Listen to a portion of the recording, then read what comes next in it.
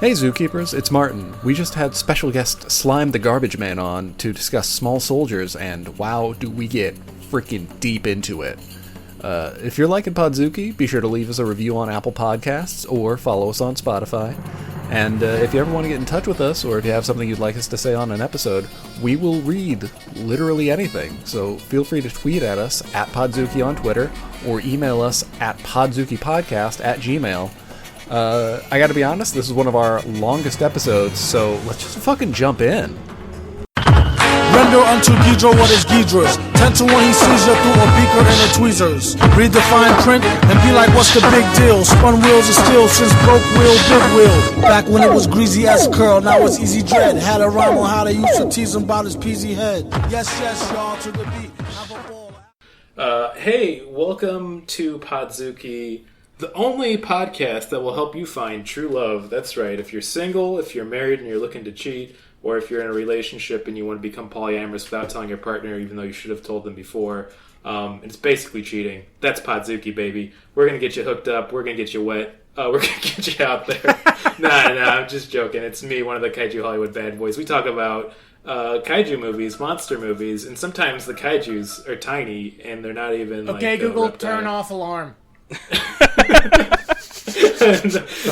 not even doing a bit. We're keeping that. I'm like I said, I'm one of the Kaiju Hollywood Bad Boys, Brandon Kirkman. I'm another one of the Kaiju Hollywood Bad Boys, Luke Evans, Flip. Hey, it's me, your third Hollywood Kaiju Bad Boy, Martin Felshman, and fuck, everyone, give it up for our special guest. Fucking clap loud right now for Slime the Garbage Man. What's up? Hey, man, what's up? Hey, I'm really glad to have you on. I found out about you through Thought Cops. We've all kind of been guests on it. We're all fans of the show, and much like Rav and Kill Bill the Rapper, they've had on a lot of these fun kind of. I want to say, like, what would be the best term for that kind of rap? It's good rap. I always I get surprised when I listen to it, and I'm like, oh, I didn't know if this is going to be good or not, and then I put it on, I'm like, oh, this is really fucking good. You can check him out on, like, Spotify. He's got a SoundCloud going by Slime Garbage Main. The Ebonics are important. It's very important. I really recommend his newest track, Mr. Talk A Lot of Shit. It's really fun. But also, if you're a huge nerd, and Yield Mega 64, he just did a track with Garrett Hunter called Silent Hillbilly. My G. But all this shit's really good, and it's on Spotify. So be like me, just go on there and like all that shit, put it on your playlist, have a good time. And then whenever you or like Rav pop up, I think of my boys Thought Cops for giving me so many good recommendations over the years. You keep bringing up Rav and Kill Bill, and I don't fucking like those guys at all. You hate them. No, I don't hate them. I just. It ain't for me. I don't need to say bad shit.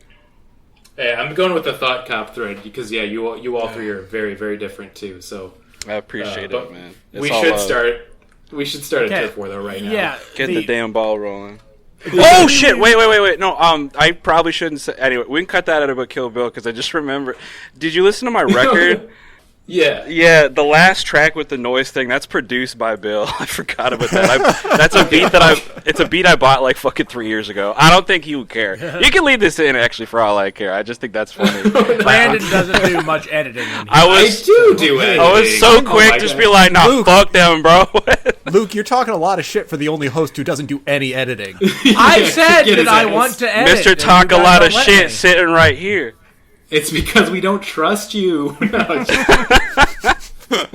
just think it's because it's good to have two instead of like all of us doing it, but that's a good point.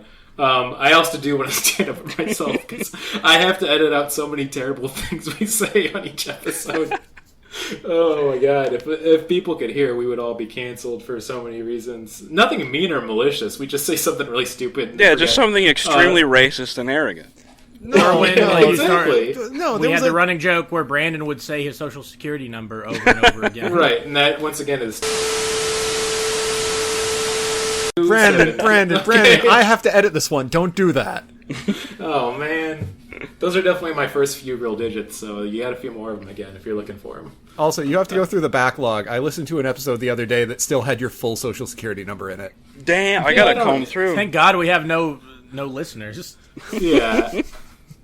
Hey, we have like almost 400 subscribers. I think last I checked. It's crazy to think that even we have more than 100. So I do think people do subscribe and they just forget about it. But we still love you. You know, it don't matter. Love you so much. No matter how small you are, you're still a soldier in the Podzuki army. Ooh, we're Speaking getting of soldiers, that's perfect, baby. the movie we watched today is Joe Dante's Small Soldiers. And Slime, this was your recommendation, correct? You requested this movie? You're goddamn motherfucking right, I did. Why? That's my big question. Because it fucking rocks. It's the best movie ever. Are you... This dude's about to be such a legitimate hater. This dude's about to be such a goddamn hater over nothing, man. He's mad about little tiny army men and monsters. I have never been this upset by this movie. Really? For real? Damn. We watched The Really? Pest. What are you talking about? Yeah, You guys have watched so much dog shit on here. You're gonna call the Joe Dante Spiritual Gremlins 3 something you're like so flippantly mad at. The Pest wasn't about how you can't beat the military-industrial complex. It's not about. Kinda was. It ain't about that, but whatever. Let's keep That's the totally ball what this rolling, movie was about. bro. Yeah, I do want to mention that the very important thing you touch on right away. This was directed by Joe Dante, famous for directing Inner Space and the two Gremlin films, and and Piranha, of course. Don't ever forget Piranha. I can never forget Piranha. Yeah, I love him. Let's just say that right now. I think Gremlins 2, The New Batch, is one of my favorite movies of all time. Yeah, and I want to Hell say yeah, I don't dude. blame Joe Dante. Like, it's not the movie's not the problem. The world is the problem. And what movie made me think about the world? You just This is a good approach. Okay, that makes me trust your take a little bit more. Because off top, you're like, really? You like this film genuinely?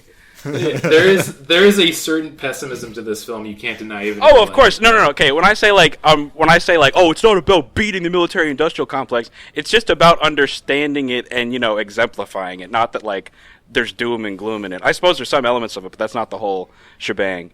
But yeah. Well, I would have liked it more if there had been more doom and gloom, because I feel like it's kind of like when we talked about Robot Jocks. There's a serious movie in here. There's a statement to be made. Yes, but this is also But- for children. Yeah. So this is a fun thing is they told Joe Dante they were going to have a PG-13 project so it could be a little bit darker. But then I guess when Hasbro and all the toy kind of stuff got involved with it because they wanted to make it bigger, kind of like of a franchise, they were told to tone it down. So you can like see the weird kind of disconnects in this film. Because there's some parts in this where like that kid getting cut up, man. And then it goes back to being like a silly like... We're going to do all of the 90 references that are popular right now. Yeah, it also hurts because I remember when this movie came out. I saw this movie in theaters, and I remember the advertising for the movie, the small soldier, the Commando Elites. Yeah, they're were promoted as the everywhere. fucking good guys, which is the best part about the marketing. It's just tonally like exactly what the movie is about. Yeah, but they're totally the villain. Exactly, Yeah. but that's what I mean. But the way that like Heartland Toys promotes it, like you get what I'm saying. Yeah, totally. Okay, I think we should start at the beginning of the film and start summating. We got into pretty good. Joe Dante's the director. You have some big names. You of course got Tommy Lee Jones doing the voice of the titular small soldier Chip Hazard, and then some dumb kid who's the kid actor. I gotta bring Yeah, him up with the again. most '90s haircut. Oh my god! It's peak 90s haircut. It's so fucking good. He looks like every middle child from every sitcom in the 90s. Yeah. He looks like one of Malcolm's friends. Just a perfect part down the center, just like so perfect that it makes you question everything about this world. Like, why does anybody need to keep a part that good? Yeah, it's insane to me. I mean, of course, you got Kirsten Dunst as the kind of love interest slash kind of other character. Gregory Smith's the name of the kid. He didn't really do too much after that. I mean, he's had bit roles. I'm not going to shit on him. He's trying to make money out there. It's a hard world. I looked up him. He had a glow up. He's like hot now. Yeah. Barbara confirmed. And then also we got two scientists that are going all about being silly, which is Jay Moore. And I'd say that nowadays... They're not even scientists. They're toy makers. I mean, what are toy makers but scientists of fun? I would say But that's toy truly- scientists. Toy scientist. But you got Jay Moore, who I feel like nowadays you're seeing Jay less. Anyways, then you got... I wrote that down. I'm so sorry. Then you have David Cross playing his kind of toy scientist friend. Yeah, I see really... shades. Tell me if I'm wrong here, but I see shades of Tobias Funke in that performance too. Absolutely. I definitely see that. Kind of, though, I did think the movie opens with the toy scientists. Like, the first 10 minutes of the movie is setting up the toy line. Well, actually... They do the commercial for the acquisition of Globotech taking over. I actually have a point. I have a point for this too in my notes. Is all good movies start with a fake satirical commercial or TV like segment. It's such a golden rule. Like I was looking through like all my favorite movies on Letterboxd, and it's like RoboCop, Starship Troopers, Galaxy Quest, Freaked, like all that stuff. It all starts off that way, and that's like a perfect thing for me. Like it's usually like a hallmark I look for in movies now, because it's like. I can't remember what the name of the actual trope is, but like in Shakespearean theater, they have like a guy that comes out and does something similar to introduce a story. It's like a herald or something like that. You know what I'm talking about? In fair Verona, where we set our scene. Yes, precisely. It's like a modern one of those. I believe. I think the old Greek term would be like chorus. Correct. Yes, exactly. Oh yeah, it's sounds chorus. right. Yeah. Yeah, that seems right. I'm going to go with that. If it's wrong, tweet us at Podzuki, please. We want you to talk to us. Also, what's the name of the big bad company? Like Globotech. Globotech. Globochem is from Triple OG Rocket Pimp Model Slappers Life, Globotech. right? And they're Halliburton. Yeah. Definitely. 100%. Well, yeah, I was about to say, I was trying to go for more of a mercenary company that makes weapons, like a Raytheon maybe might be better. Yeah, that's pretty appropriate. Not to criticize, but you know. They're kind of like Kirkland. Yeah, Kirkland brand. You get a big old whiskey, you get a big old bag of potato chips. And chips that guide missiles. Yeah.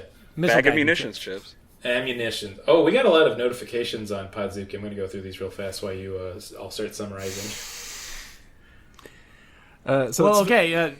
It starts with the acquisition of this toy company where David Cross and other guy whose name I've already forgotten are walking to the boardroom to talk to the guy who now owns the company. And apparently they fired everyone else except for these two toy makers because they made...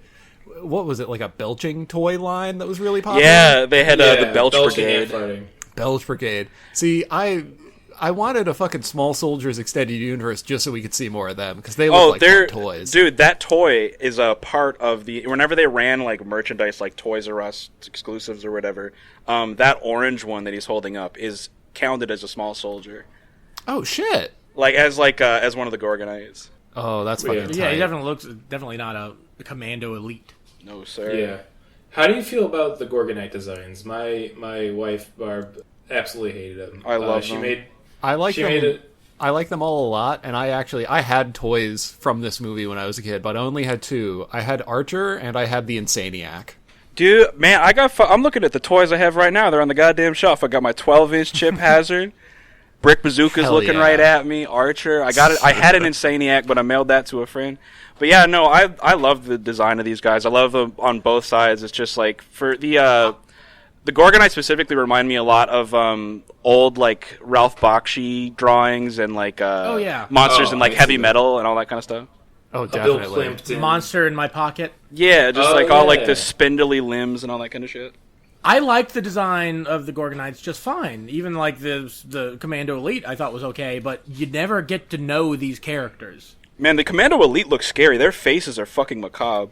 I specifically remember Nick Nitro, the one with the mohawk. His shit is so... Yeah. Oh, yeah. They give him that big fucking, like, gap tooth look. It's so bad. The one that has, like, the Wicked Witch of the West nose. Yes, exactly. Radar or whatever. And I think that's obviously intentional to just, like, take these, like, exaggerated masculine features and just elongate them and distort them until they're just something terrifying. Oh, yeah. Well, it is crazy, though, to get back into the story. Like, David Cross pitches the Gorgonites, who are, like, good guys who were lost their home and are trying to find it again. And then Jay Moore has the Commando Elites that are they're these soldiers who are just trying to kill their enemy. So the Dennis Leary, who is the head of the Halliburton allegory, Globochem, decides to merge them to where the Commando Elite will fight the Gorgonites. And that's fine. Yeah. But they don't change the Gorgonites being a peaceful race that just wants to be left alone. I mean, yeah, but that's because Dennis Leary, Globotech has just come. He doesn't know anything about toys. He doesn't care about creating any kind of a lore or marketing. That's not his field. You know what I mean? He just wants to be like, well, I hate those ugly freaks, and I want these guys to kill them. I think kids would have fun doing that. But he sets it up that is his expertise, because like when like David Cross created the Belch Brigade, they're like, but after I did the marketing and whatnot, like that's what the marketing is. You creating the story. Dennis Leary. That's what I'm saying, because it's Dennis Leary's call. Oh, okay. Yeah, he doesn't give a shit.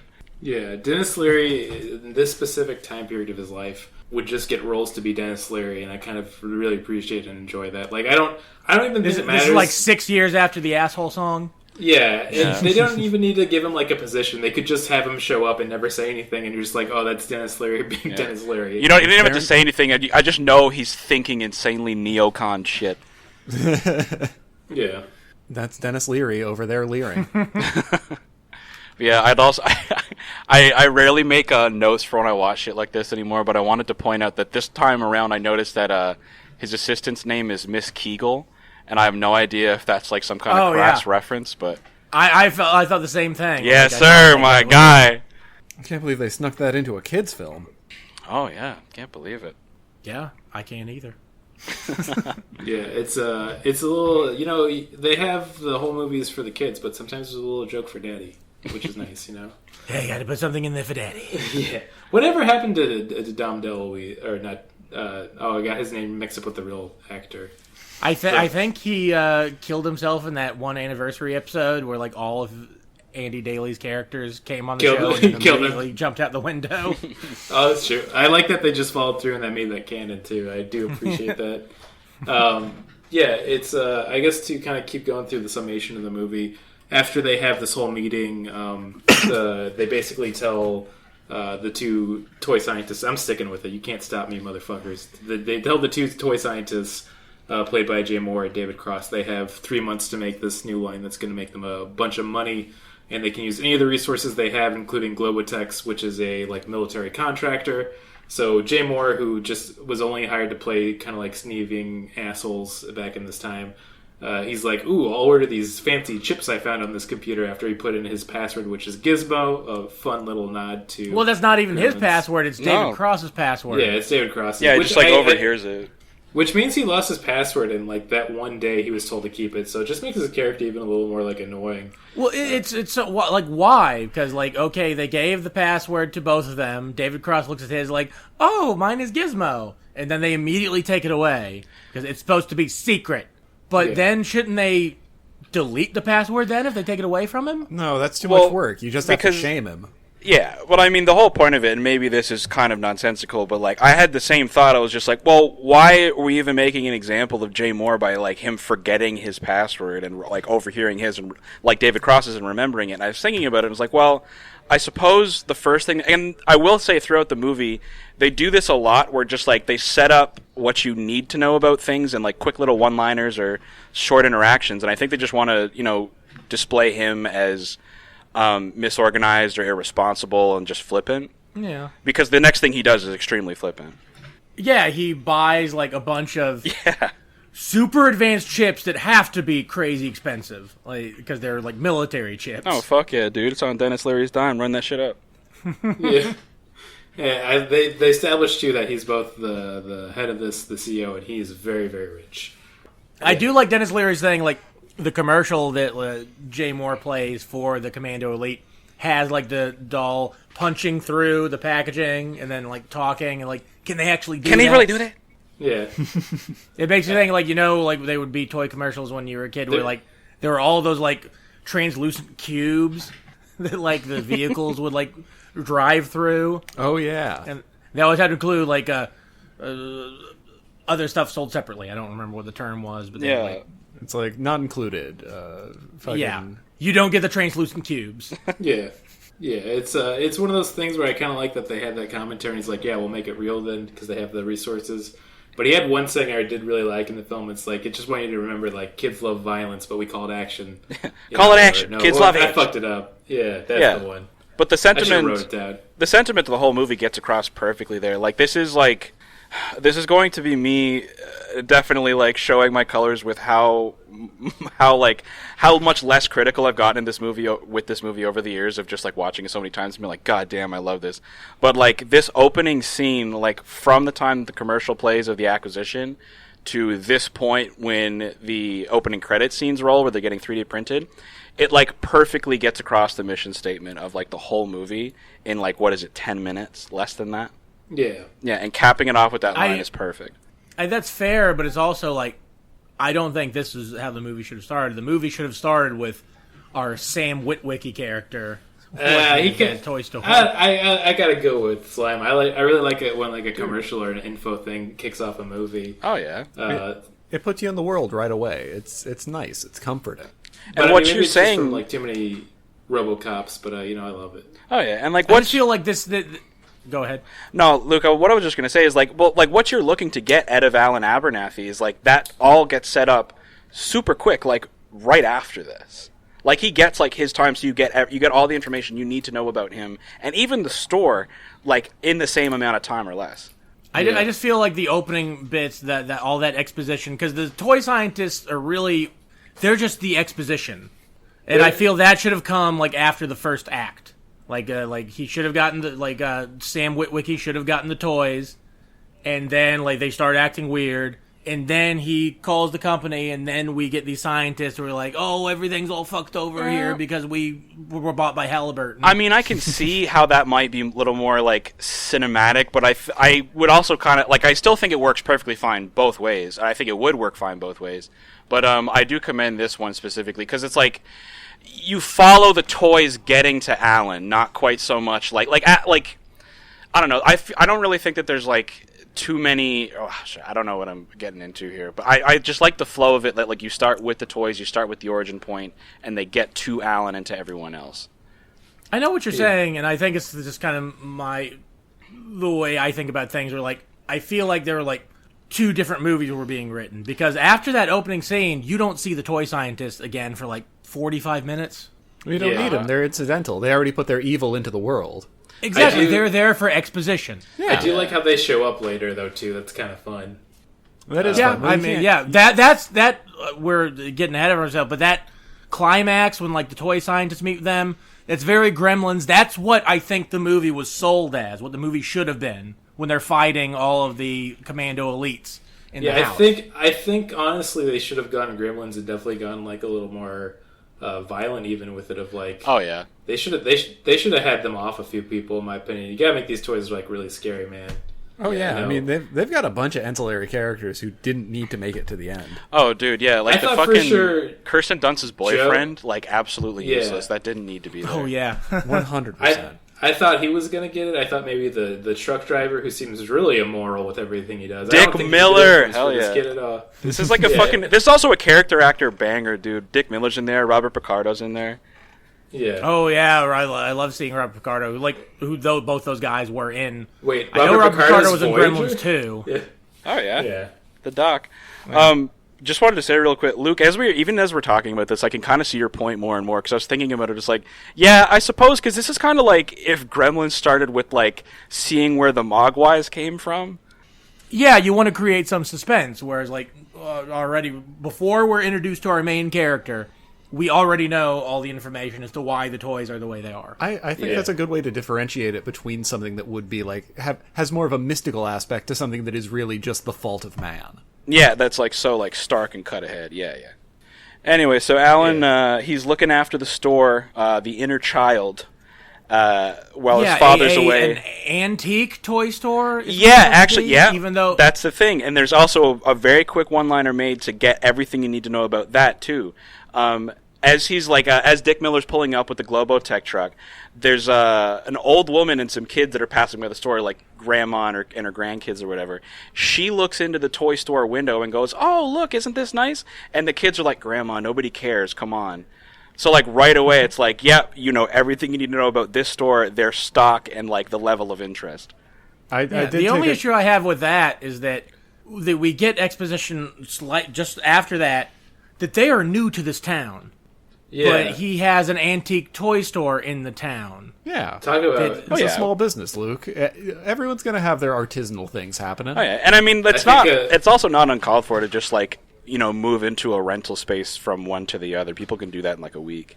I mean, small antiques, that sounds like you're going to have some small soldiers. Yeah. I guess so, but that shop, like, looked well put together. It had an installation. Yeah, because it's a movie set. Yeah. Yeah, it's true. I did write in my notes here. I thought that family with the grandmother, I thought that was maybe a Benjamin Button family, where maybe that was a child and that was their like parents. Interesting take. Yeah, I like that idea. I mentioned this to Martin earlier today. We need to get this out there. They're talking to the kid about why they moved so much, and apparently the kid like used to act out, and I guess got in trouble where he got kicked out of 2 schools. And at one point, he's joking with the characters, like, "Oh, I heard you set a school on fire." He's like, "Yeah, I set a school on fire just to watch it burn." I'm like, this motherfucker's the Joker.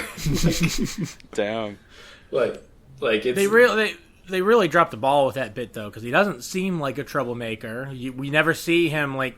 I mean, it does. I mean, he doesn't go out of his. It's pretty grim. Yeah, he doesn't go out of his way to do anything mischievous, but he certainly does seem to handle himself well when it comes to actually like dealing with the Commando Elite. And I get the sense, at least I got the sense that, he knows how to deal with that because he's like dealt with so many like little Bart Simpson-esque escapades in the past.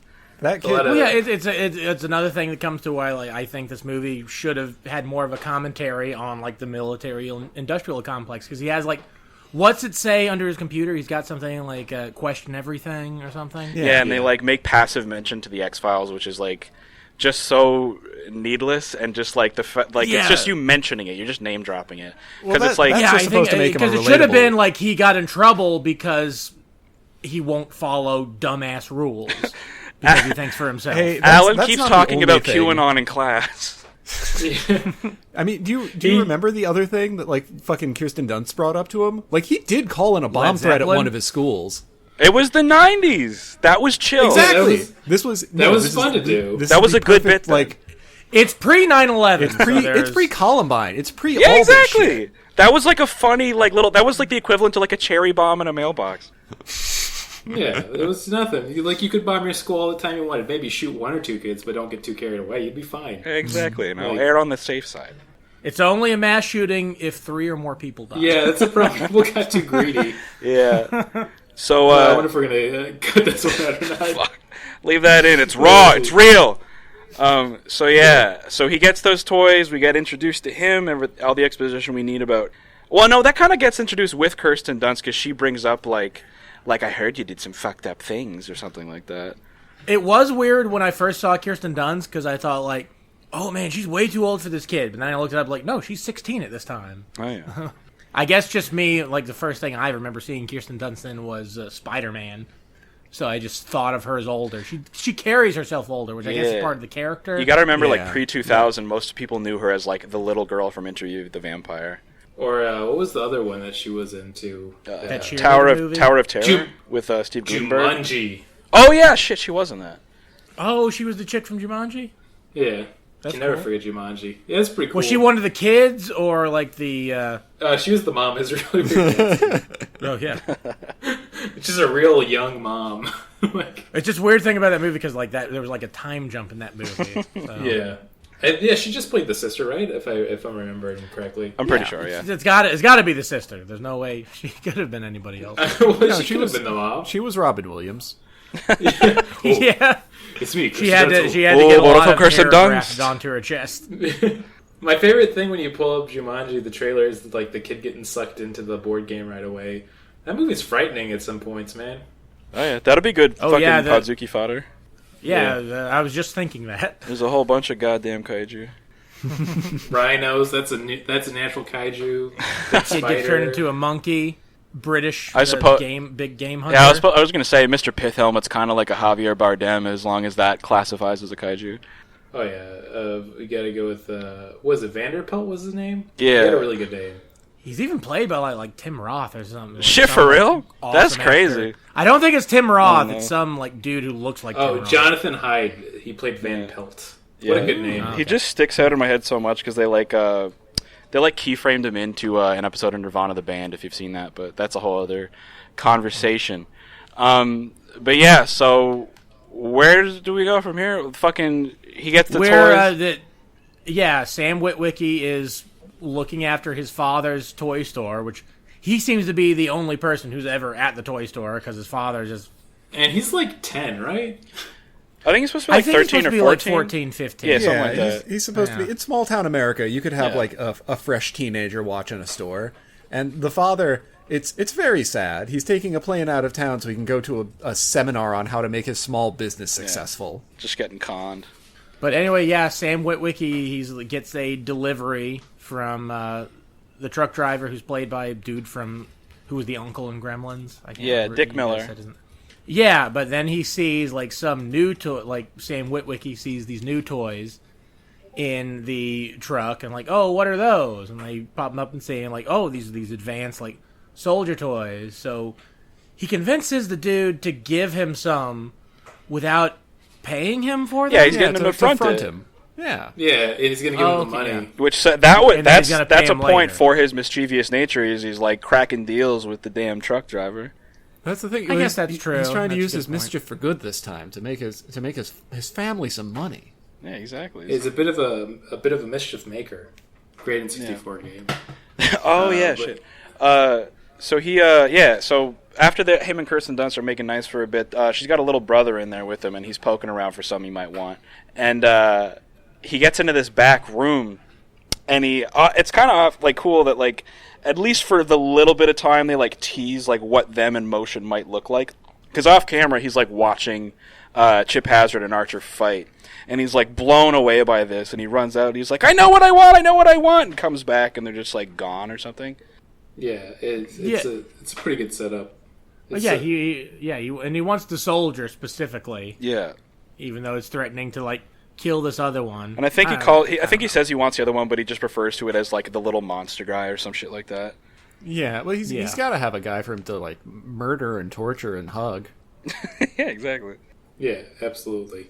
But yeah, that's when we're also introduced to Archer, the leader of the Gorgonites, when the main character kind of opens it up, and we find out that like it can learn because it has access to, I want to say like a pre-98 Wikipedia on his computer when he's sleeping. Oh, it's Encyclopedia Encarta. Oh yeah, man. Because he even says keeper of Encarta. That made me laugh because like the internet was a thing at this point, but like it was still like slow, and you had to like log on to the internet. You weren't just always connected. So yeah, of course, Encyclopedia Encarta. Oh yeah, no, we all had that disc. Yeah. I think it came with Windows 95. You need that disc if you want to learn about nuclear explosions and all four of the people here certainly have that. Yeah. This makes me think too of like I kind of wish that all of the Gorgonites were kind of more like Archer, where they're like semi-serious, but they're kind of funny because Danger Zone. Yeah, but all the other Gorgonites, they're too wacky. I feel like they should have had one or two wacky, but they don't seem to be the same species. No, none of them are. Especially the freak one. They're the misfits. Yeah, that's true. They are the misfits. They're the misfits. No, but the way that David Cross designed them, they were all the same species. Luke, when you say the freak one, which one do you mean? The one that would like fly in a tornado. Oh, Insaniac. Oh, yeah, Insaniac. The guy that's supposed to be like a late 90s Why are you asking stand-up? me which freak one? The fuck is they're all freaks? Just one of them's literally named Freakenstein. Yeah, one enough. One of them's a half monster, half radio. The other one's a fucking living slingshot whose best friend is a tiny little ball man. Is Freakenstein the one voiced by Michael McKean? Yes, it's one of the two voiced by Michael McKean, I believe. Oh, he voiced two of them? Yeah, him. I know him and Chris Guest. Christopher Guest. Yeah, bro. Yeah, Christopher Guest was the soft-spoken, like kind of second in command. Yeah, he's or whatever. Slam Fist and Scratch It, and then Mike McKean. Mike McKean was also Insaniac, and then he was Troglodyte / Freakenstein. They were never certain on like the names for them because in the movie he's Troglodyte, but in the toys he's Freakenstein. I digress. Also, as long as we're talking about voice actors, they tried to get as many people from, I think, The Great Escape. No. I know what you're talking about. They wanted to get everyone from the Wild Bunch at first. But they had to settle for the Dirty Dozen. Yeah. Because, it's like George Kennedy, Bruce Dern, all these like old dudes dying of cancer. It's the last kick of the can shit. We need you to do one last roll. We need you to be a small soldier before you pass. It is weird hearing Ernest Borgnine though, because this was like right before SpongeBob. Yeah. Where he would voice Mermaid Man. And so before he got... I could make a lot of money doing cartoon voices. Before he was just completely out to lunch. Yeah. All right. I think it was his guest spot on The Simpsons that let him figure that out. Yeah. But Who did he play on The Simpsons? He played Ernest Borgnine. Yeah, he played it himself. I guess that makes sense. Yeah. It was the episode where like- Bart becomes a Boy Scout. Yeah, it's a really good episode, man. I remember that episode. Yeah. Yeah. Yeah. So to continue where the movie was kind of going, the kid has the first encounter with the small soldiers, and like I said, this is where the tones kind of shifted. Where I was kind of hoping it would be more violent. It kind of was, but wasn't. Like the first one, Nick Nitro comes at him with like a Dremel saw and like cuts the side of his hand. I was like, damn. But then he's like, I like that this film isn't too stupid, because he's like, oh wait, I'm a giant boy compared to this tiny toy, and he just grabs him and shoves him in a garbage disposal. Oh yeah. Oh no, we're going over whenever they fucking they first bust out and they Tommy Lee Jones is doing the roll call and like talking to them all like they're actually. Oh military. yeah. Because he does the classic Patton talk behind like a giant American flag, but it's made out of puzzle pieces. That's a fun little touch. He gets some good jokes in here and there. Tommy Lee Jones did seem really dialed into this. Like I don't think he checked out for doing. I think voice Tommy role. Lee Jones is the perfect casting for this role. 100%. Yeah. Because like he plays it really well, and also by all accounts I've read, Tommy Lee Jones is a fucking asshole. Yeah. And it's a perfect role for Chip Hazard. There's a ton of like little snappy one-liners in there too, and he's talked to them. Like I can't remember which one introduced themselves, but he like talks back to him. He's like, "Serve with your father, good man." Yeah. Yeah, that was weird. Yeah, they have a lot of fun dialogue, specifically between all the small soldiers. Especially, I think the Link Static guy had the creepiest face. I don't like how he's smirking all the time. Yeah, it's got like he's one the of one with those. the witch face. Yeah, I was just gonna say witch face, the cartoon witch face. Yeah, classic witch face. But like they have this whole scene where they do that introduction. They try to like track down the kid, and they find out he's like going home on a bike, and one of them kind of like follows after him and gets chased by a dog. So, classic 90s movie tropes. They're checking them all off. And then, we got to the point now to kind of summate it where I was, where they decide that they're going to storm the house at night to get the Gorgonites and get information out of the kid. It does not go as planned, so they kind of like run off, and they have like this little tool shed they find to hide out, where they find a bunch of like saws and weapons and stuff. It's Phil Hartman's tool shed, right? Phil Hartman. Because Phil Hartman is like the neighbor. Yeah, and very, the Witwickies. He's huge Mr. Dink energy coming off him. Yeah, Phil. Yeah, Fimple. he's like. Yeah. Which is also weird. I was reading the trivia for this. Like, this movie came out like after he died. Yeah, we were talking about that like just prior to hitting record there. Yeah, this was like his last like in-person acting credit. Yeah. I mean, I would say it's kind of a bummer, but also he's given it all in his role. He legitimately had a few parts where I laughed during the movie. Oh, for yeah. how he delivered his lines Near the end. He plays the part really well because he's Phil Hartman. Oh yeah. Nails it. Is the annoying neighbor when he calls them Gorgonzolas? It's perfect every time. Yeah, so that's good. great. Though it's also kind of weird because like that Phil Hartman is Kirsten Dunst's dad. Oh shit! Really? Yeah. Yeah. Oh man. Oh fuck. I was just thinking about like, that would have been so much harder for her at the fucking premiere. That's like almost macabre. Shit. Anyway, yeah. She's not literally his father. He's not. Oh, okay. No. Okay, I thought you were saying in real life. In the movie. No. I thought you were saying in real life. I knew it was like the characters. Yeah. I took it as Slam was really invested like that. Kirsten Dunst. Yeah, like they're super method. Yeah. No, that totally caught me off guard. Well, I mean, because I only found out the other day that Maya Hawke was fucking Uma Thurman's kid. I don't know. I was just ready to believe anything. Yeah, celebrities like. I think shit! it I didn't has know something that. to do with like. Yeah, I think it has dude. something to do with like the Actors Guild, Yeah. where like why like Nick Cage can't go by Nick Coppola because like different. You can't have the same name as someone else in the Actors Guild. Yeah. Kind of like the League of Superheroes, where you can't they can't have two members with the same powers. Yeah, it's it's one of those things where it also makes sense every now and then when you find out somebody's like a kid of another one's. Like when I was watching that Goon 2, which is a great film, and I found out Kurt Russell's kid. I'm like, oh yeah, no, that makes sense. I totally see it. So also, The guy who directed Moon is David Bowie's son, but he got rid of the Bowie. Sorry, you meant the guy who directed World of Warcraft, is I think what you meant. Yeah, to say. I was gonna bring that up too. Just want to make sure. Yeah, it's.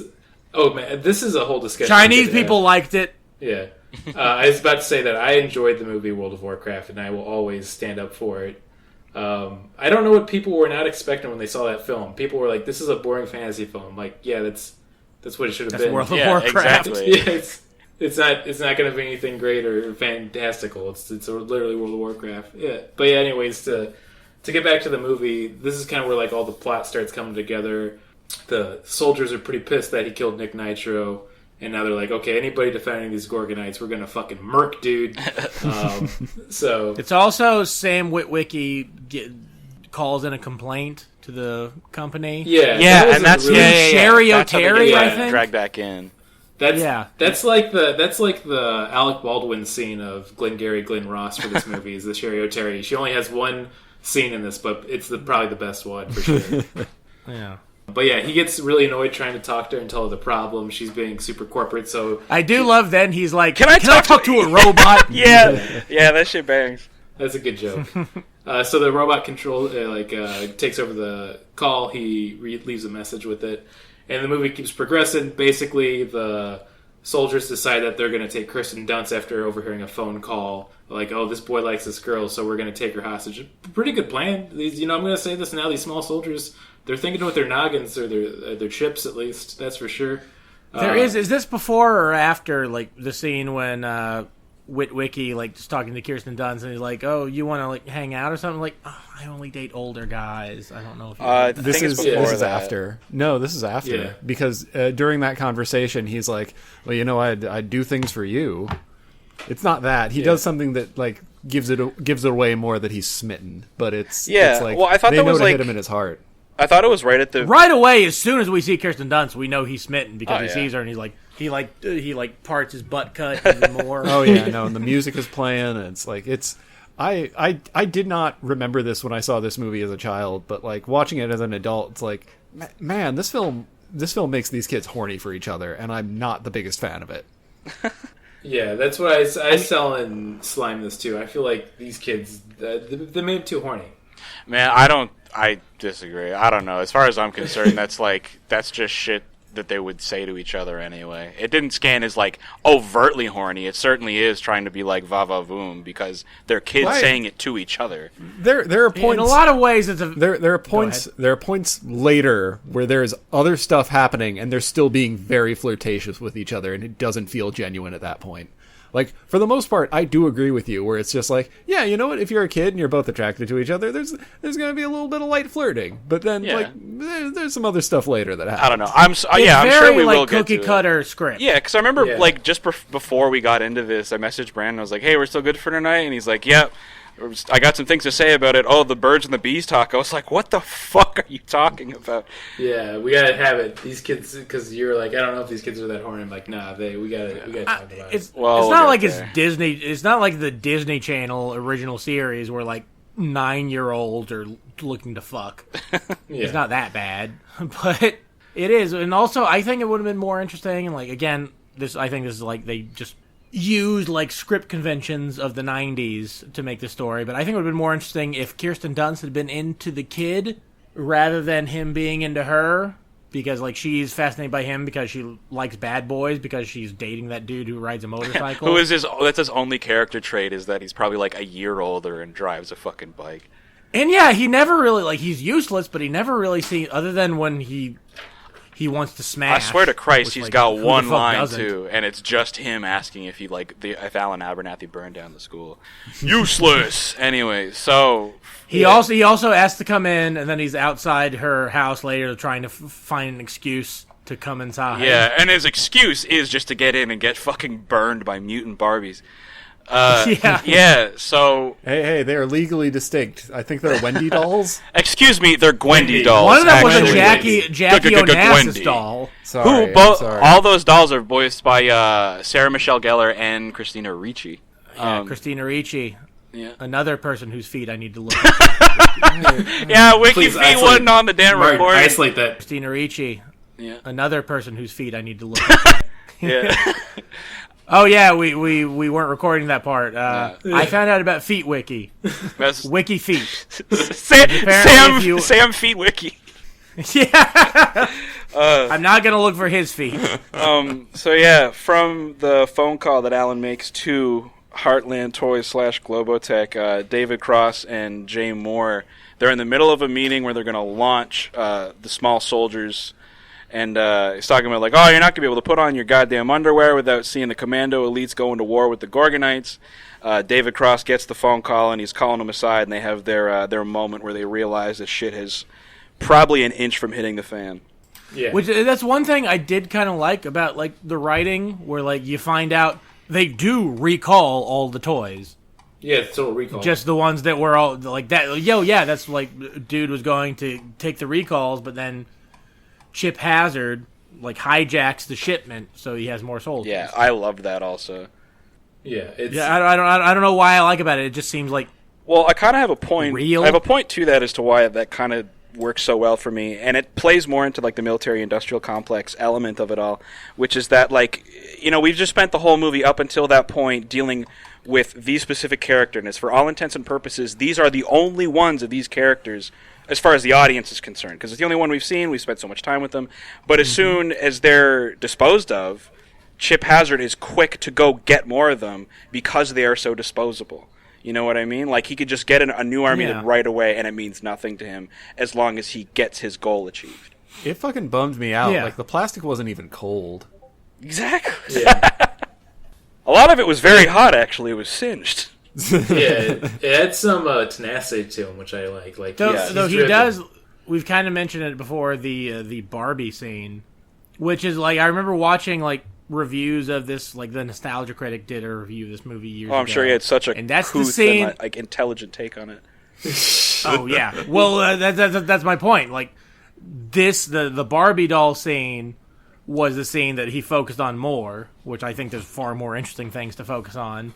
It is a weird scene because it starts off, they see all the Barbie dolls, the commando elites, and they're, like, super horny for them. Yeah, that, you want to talk about horny? Holy shit! That's a note that I They don't even have penises. Bro, Link Static asked for a 3-day R&R. When he said that, to have such virility inside of this little toy man, they should have showed at least one of them. They should at least show one of these toys fucking them. You know, I'm just saying. Hell yeah, dude, I'm for it. It also shows they have some sort of, like, self-awareness. Well, they think that they're makes dudes. them what they are. They think they're dudes. They think they're real guys. But they know that they're machines because Chip Hazard takes the dead Commando Elite's head to get to salvage the chip. I don't mean, like, think they're dudes in the way that, like, Buzz Lightyear thought he was a dude, but I mean, like, they have sentience and they have, like, a relative awareness of their mission, also in line with, like, their, you know, own consciousness. You know what I mean? Like, as far as they're concerned, like, having a chip in you is normal.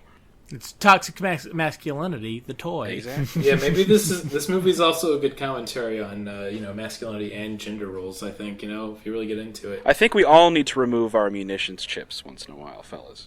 Yeah, yeah. If I could get a 3-day R&R, if you know what I'm talking about, I want to fuck some little dolls. You know, maybe that's just a metaphor for coming. Because, like, we all got to take the chips out sometimes so we just get all the murder out. Yeah, and he uses that chips and he puts it in the bitch dolls. Exactly. Well, they attach the chip to one of those, like, 90s, like, electricity things. It's you know, one of them things used for electricity at the damn 90s. It's one of those things you have on, like, every mad scientist prop set. I'm sure. Yeah. Bill Nye had one. Like, as, you like, remember part of those the prop department. Like, you remember those orbs? Yeah, or you, like, put your glass fingers orb. on it at, like, the kids museum, and it's like, wow, my hair's plasma staying. ball. Yeah. They didn't have a. It's one of those sort of things. No, they didn't have Yeah. a plasma ball. This was like a thin sheet of rice paper that just had electricity, like, looking on it. Yeah, but it was like, it was the same sort of decor, I guess. Yeah, it's like mad scientist chic. But yeah, he uses that to get, like, to make all the Golem Gwendy dolls, like, go do his business. Oh yeah, they make Kirsten Dunst's room look like a PG-13 version of Beekman's World. Yeah. Yeah, that's a good way of putting it. And then, like, when the Nice pull. When the Thank shitty you. boyfriend comes in and, like, they're taking Kirsten Dunst hostage, they have a bunch of, like, one-liners they get in that are all very pretty heavy sexual innuendos. Did I overpluck my they're horny eyebrows? too. Yeah, it's good. Girls can get horny. Yeah, you know what? I'm glad this movie's got a positive message about it. You know, it's not just boys. That is pretty progressive for the 90s. You know what? I'm sad nobody fucked one of these tiny little dolls now. I really wish I got to see that. Yeah, I'm really pissed. I'm pissed. You know what? I'm gonna write Joe Dante a letter right now. Why don't you make them toys fuck on the screen? Yeah, dark and gritty reboot. And when I say that, I just want to see the dolls. But yeah, motorcycle boyfriend is not able to save her because he gets set on fire. Yeah. And has to take his pants off because they're on fire. He rolls down the They stairs. should have murked him. They should have. That would have been awesome. Actually, like as long as we're talking about like what it really could have been like as a PG-13 movie, it would have been awesome to actually see like a toy murder somebody. Yeah. I thought it was a PG-13 movie. No, Well, but I mean like take advantage of it. You know what I mean? Yeah. At the time it came out, it was rated PG-13 because they had a strict guideline that if anybody's drugged under their without their volition, it bumps it to PG-13. Oh Really? yeah, Makes because it really silly. they put they fucking spiked the mom. parents Yeah. had, Yeah. Kirsten Dunst. Which also, they don't address it, but I think there are scenes that were cut. The mom is an alcoholic. Yeah.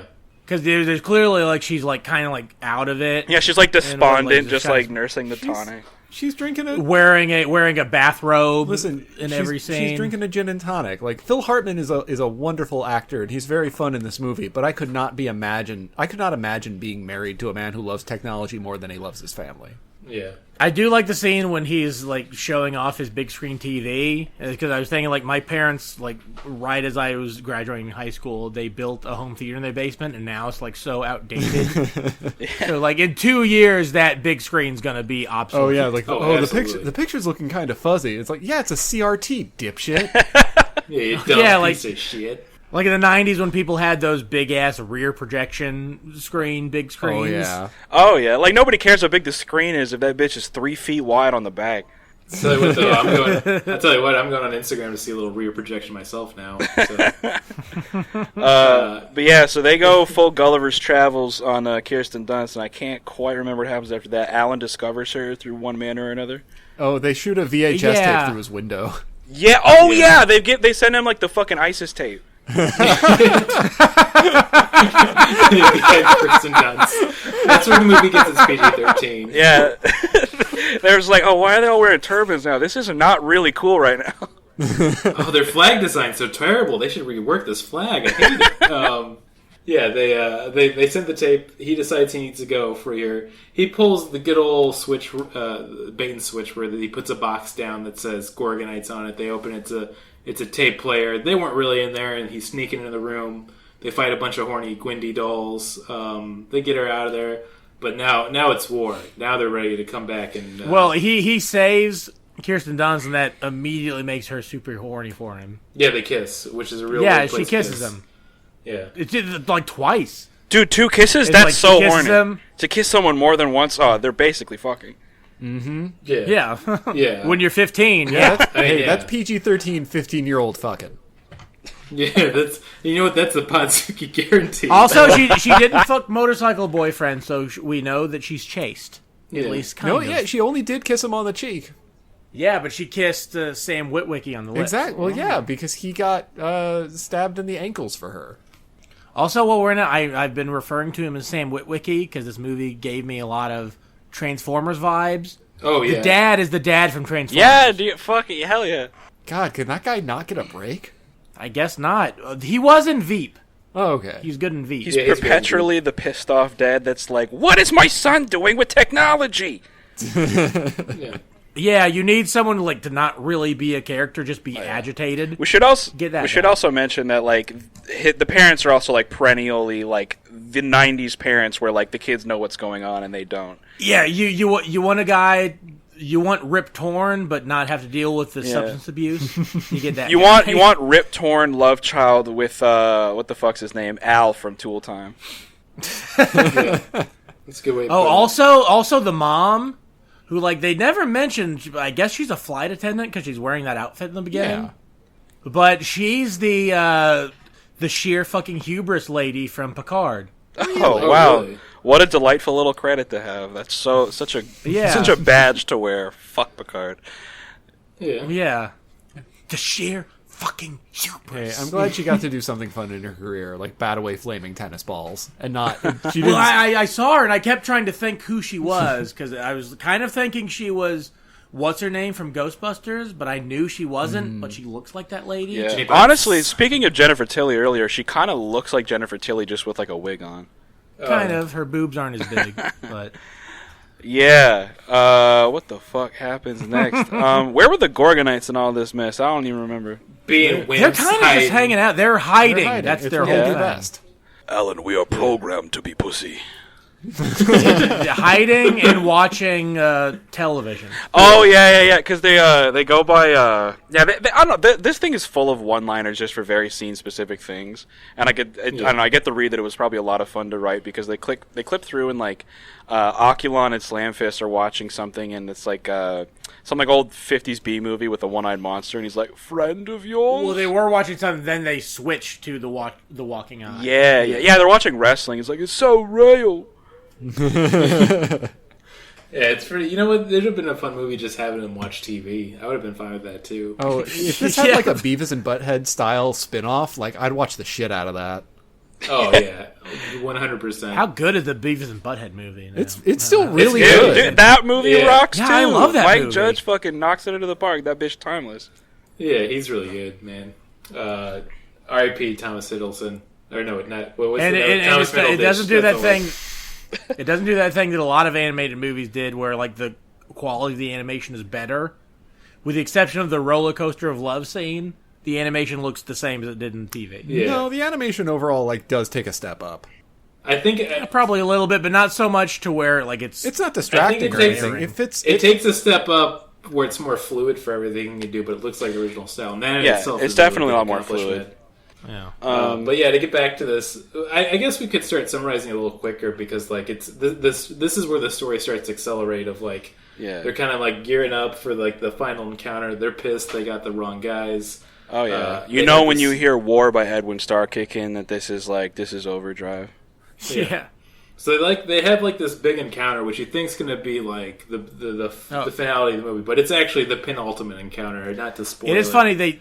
Like you said, they do play "War," that song, but I kept thinking during it because of like my feelings of the movie, like "War, huh? Good dog, Is it good for making lots of money?" Yeah.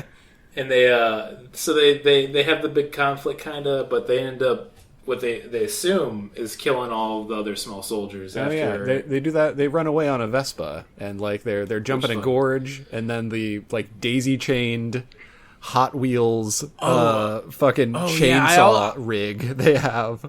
I also want to talk about the sick. scene with Robert Picardo. Yes, fucking Where Robert like Picardo. they go to the clean room. Yeah, because we haven't like, talked about the chip. fucking toy people through any of this. Yeah. Well, because they're hardly in the movie. Well, they're not hardly in the movie. I think we're They're just in more probably, married like 20 to minutes it. of the movie. No. Yeah. Yeah.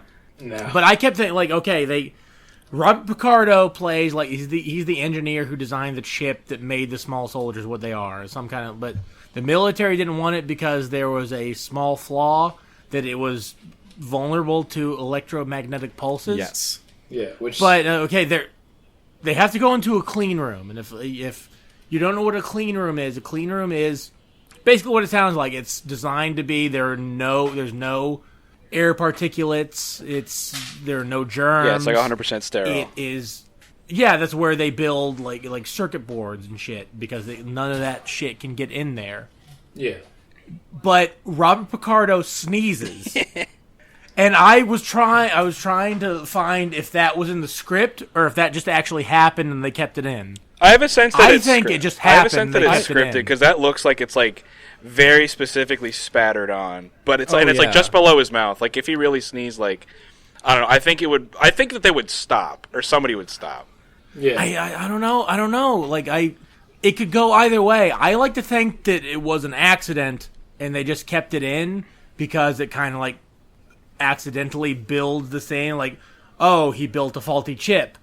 He sneezed in a room that's supposed to be completely full of germs, so there's no reason he would sneeze. True, but I mean, at the same time, I don't know how like dedicated to what he was doing at the time Robert Picardo was that he would like sneeze on a piece of glass an inch from his face and deal with it for the rest of the take, considering the fact that he was on Voyager at this time and he was doing like 100 other he was filming movies it like during. this. Well, that's exactly why I think it is real, because like he sneezed. He's not gonna quit the fucking scene. he's not going to do extra takes. Like, he's doing this as a favor to Joe Dante. I mean, that's fair enough. It don't scan that way to me, but I suppose it's like just as plausible. Also, I rewatched it several times. The sneeze splatter is the same in every single time. It doesn't look like it's different. Well, yeah, it doesn't. Man, Luke, we are really breaking They this don't down. reshoot the film every time you watch it. Yeah, that's what I mean. They do. Like if I know, but if they'd done multiple takes, they would have to recreate the sneeze. No, they wouldn't. They would just fucking like dab it on, like it stays in place, especially if it's fake. Man, this guys, we're an hour into this. We gotta get out of here because it's worth it, and we'll be here for an hour longer if we need to be. So Robert Picardo tells them about the munitions chips. They're like, "Oh my god, this is fucked. We got to get down to buttfuck Ohio, wherever they are." Yeah. It says like it's not artificial intelligence; it's actual intelligence. I'm like, yes. And also, it gives them the information as to how to destroy the small soldier. Yes. Yeah. An EMP. So this is where we see the scientists for the last time for a little bit until I'd say a little later in the movie.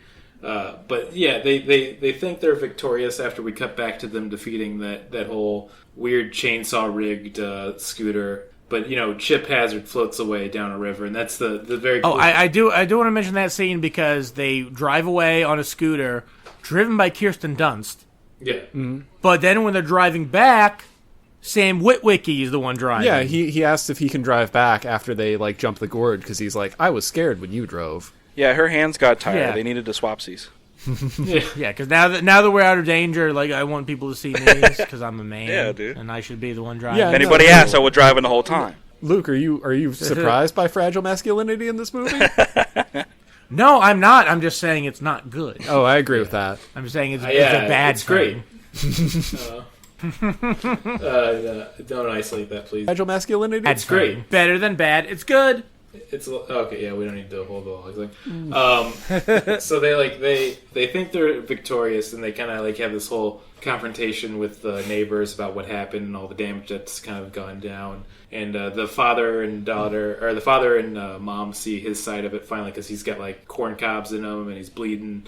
And they have a meeting with the corn cob holders. Yeah, they have the meeting with the Gorgonites finally, so everybody's kind of on board. Like, okay, we're going to accept this reality now at this point. But that's when the scientists finally show up, and they're like, "Hey, we just wanted to check in real quick with you. Were you tried to kill by a bunch of robots?" And they're like, "Yeah, we were. It sucks." And then at this point, they think they're in the clear because they thought they'd killed all the small soldiers. But like saying earlier, Chip Hazard ran off to get a shipment and steal it. Now there's a whole freaking army of these freaks outside. It's no good. It's bad. This is the peak of the movie, I think. This is what the movie should have been more of. Yeah. Hey guys, just give me 1 second here if we can just... A Wendy's app sounds nice. More dystopian than Small Soldiers. Yeah, I gotta agree with them. I mean, they go hand in hand. I bet Halliburton owns fucking Wendy's now. I wouldn't put it past him. I hope. Do we want to do another clap sync, or do we want to just keep going? No, let's just keep going. All right. After I say this, did you keep recording? We'll just cut all that. It's like Wendy's declared war on my colon. Nice. Let's start from there. Let's start from Wendy's declared war on my colon. Yeah. I feel like there's a bunch of small soldiers in my goddamn lower intestine right now. So we finally get to the big showdown, and I think I agree with what you were all saying earlier. It would have been, I think, really fun if this whole film was just them having the standoff for most of it. But yeah, they're all in it together. Phil Hartman goes out. Yeah, you need a scene where the mom puts a small soldier in the microwave, and then makes him explode. Yeah, and then Phil... That's the meat and the potatoes of the movie. But I mean, we did Phil Hartman going out with the white flag to surrender and then calling the Gorgonzolas. That's pretty good, too. Oh, yeah, and just this, unrecreatable Phil Hartman tone where he says it just so dryly. Yeah, fucking perfect. Yeah, it's great. Because, again, you believe it from him. Yeah. You don't think it's someone, making a joke. He's just literally just saying that. And they fire a flamethrower at him because they say that they're all Gorgonites in their eyes and everybody else is just a toy. Pretty good line. They and then they go to fucking war, dudes. They fucking they bring the damn hammer down. They're destroying that fucking house. they're shooting, like I said, they're shooting corn cobs at people. They have a nail gun. My favorite line of the film is they're shooting the nail gun at the kid, and they say, "What? I thought you kids like 9 Inch Nails." Yeah, that was fucking fucking yeah. It was very, very funny. I mean, it inevitably will date it. It definitely already has dated it. But yeah, and then there's like some 9 Inch Nails. I never have. Yeah. But there's a scene where I like that last album they did. Yeah. Link Static like wraps around a corner like behind a fence, and I think he corners Phil Hartman or one of them. He's got some one-liner, but yeah. And like it's all looking pretty grim, where they're all about to like get fucking killed. Their plan is to turn on all the electronics and cause an EMP surge. They're all working on it together, and then like the kid gets up on like a freaking electricity pole at one point and is having a big old show off with Chip Hazard. Yeah. Archer shows up to finally give him some support. Yeah, because that's when the Gorgonites finally decide to join the fight. Yeah, Which is their arc, I guess, Yeah. but they don't really develop that. That was like, oh, we're timid and we hide. They mention it, but they don't really build. Well, I mean, their Kinda arc is sweet, more you know so. what I mean? It's more so lean. It's like their entire arc is predicated on the fact that like they're searching for Gorgon, right? And that's introduced. Like the first image we see of it is like this big painted vista, like this outlook of like a lake and a river and stuff in one of David Cross's concept drawings. And when Archer's on the computer, he's clicking through and he sees it. He's like, "Oh, Gorgon really exists." Like as far as I'm like concerned, and now that I'm alive and sentient, I can actually go find Gorgon. And they have I don't mean to like take up too much, but they have like passive conversations about it too. Well, not passive. They have like a lot of conversations about it too, leading up to it, like between the Gorgonites and Alan, where through his teenage lens, he tries to grasp what they're looking for, which is just like purpose, meaning to life, like assigning their own meaning to life outside, because they have that whole conversation that's like, what's outside of the window? Well, what's past that? What's past that? What's past that? Until he doesn't know. Yeah, that's one of the things that stuck with me from seeing it as a child, was that like, oh, the idea of the air, like, oh, you can't see it, like just because you can't see it doesn't mean it isn't there. Yeah, big time. That's how I started That's something believing that God. I remember. Like I remember that line like one whole cloth. And I think from seeing it as a them child. starting to fight back goes hand in hand with that, because it's like they spend the entire movie hiding and cowering, and that's what's keeping them from, the adventure aspect of taking the risk to go out and find it. So I think fighting in a moment where they want to protect the people that are around them, because they obviously care about Alan, that gives them, the gall that they need after the fight's over to, go pursue Gorgon, because they've already risked their lives and they've come out in the green. So it's like, all right, well, now we've earned our stripes. Let's go do what we're supposed to do. Yeah, totally. I'm like, they're gonna find a place to live. Yeah. Yeah. Like I don't hate the Gorgonites. Like I've said, like as much as this movie upset me, it's not the movie, it's the world. So in that sense, Like the movie world. effectively did a good job to make you have a grimmer outlook of the world, or at least remind you of it. But I don't think that's what the movie was trying to Oh, do. I certainly think that's what it's trying to do. Because Dennis Leary doesn't get any comeuppance at the end. He gets everybody a Exactly, big because check, in the real and everybody's world, they happy. don't get a comeuppance. They do just hand out checks to people, and they're fine. Well, that's my point. Exactly, that's what makes it I good. know they don't. It hits you. I know they don't get the comeuppance, but they should. Exactly, Luke, but like, real world's not a Cheney movie. Should be This Real is a world's not a DreamWorks movie. This is a realistic world. This isn't a Disney film. I think you can kind of see that. DreamWorks for a certain amount of time was just, in a lot of ways, just aping off of Disney shit. And this is very much, I think, their answer to Toy Story, in a lot of ways. Oh, bro, it fucking blows Toy Story out of the water as far as I'm concerned. Like, in terms of concept, not story, obviously, not story. I love Toy Story. It's one of my favorite movies. But in terms of concept, fuck all of it. I have a note in here, and I don't know what kind of stupor I was in when I wrote this, but I wrote, all sentient doll media has been building towards and peaked with this. Damn, dude. I guess okay. I know in the real world, Halliburton doesn't face consequences. No, neither does Raytheon, neither does But any the- kind of elite. Yeah. Yeah, but this is a movie made to entertain people, And it So does at the that very job least, and when sends Dennis that Leary message shows home. up at the end. He should have had like his hair get blown off and revealed that he's bald. Or Bro, something. the people we care... Well, that's what I mean. We don't care about Dennis Leary, right? He shows up at the start and he shows up at the end. We know exactly who he's supposed to represent and the people he's trying to represent. We care about the Gorgonites. We care about Alan. They're all taken care of. We see the Gorgonites go off to find Gorgon, which is ultimately... That's a feel-good message if I've ever heard one. But that's what I mean, is it achieves that for the kids, for the families, for the people that aren't thinking about it the way we are. But it also... That's a stark reality. Like, yeah, these guys get away with it and we'll continue to get away with it. He has a line where he says, "Oh, I know some rebels in South America that'll love these." He has no plans on stopping to produce them. Yeah, he does. He's like, okay, let's really weaponize these things so they can kill people. And again, it's not the movie's fault, but it's just the reality we live in. Exactly. That made me realize, like, which is why this is good. Sucks. It's punching you in your dick. It's so cynical and nihilistic, and like I kind of consider myself a nihilist, but I've always felt that like as a nihilist, I hate when something reminds me of my nihilism. Yeah. Well, no, I feel like a lot of people have the way I interpret nihilism is where like you like nothing. There's no meaning, so you have to find Precisely, meaning. yeah, and I agree with that. You understand that every decision you make is a moral one, not like you can do whatever you want. No, I think that's what a lot of people think nihilism is. Yeah, no, I agree with you 110%, but it's just, I suppose this isn't nihilism in the sense that you and I would understand, but it is like a good, poignant, stark reminder of the realities around us that gets it in under the radar in a way that a lot of people would not scan the first time.